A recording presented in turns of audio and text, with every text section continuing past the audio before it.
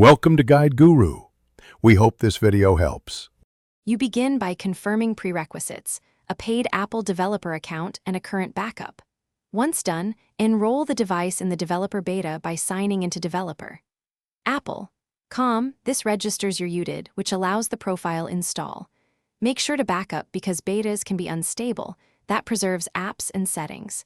Then download the configuration profile directly on the iPhone, tap Install, and follow prompts. This first stretch gets you from 0 to a device ready to receive iOS 17 developer beta. Once the profile is installed and the iPhone restarts, navigate to Settings, General Software Update. You'll see iOS 17 developer beta available. Tap Download and Install. This downloads the several GB image, so use Wi-Fi and wait patiently. Make sure there's enough free space. Remove large apps if needed. During install, the device will reboot twice. Do not interrupt. The process applies system-level changes, which is why you registered the UDID and backed up first, so you can restore if necessary. After installation, complete the on-device setup steps and review any new permission dialogues.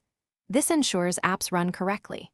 If the update fails, free at least 5-10 GB of storage and retry, or connect to a Mac/PC and use Finder or iTunes to restore and reinstall the beta image.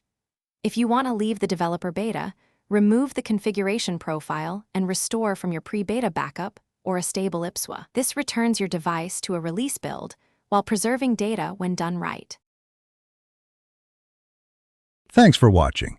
Consider subscribing if we helped you today.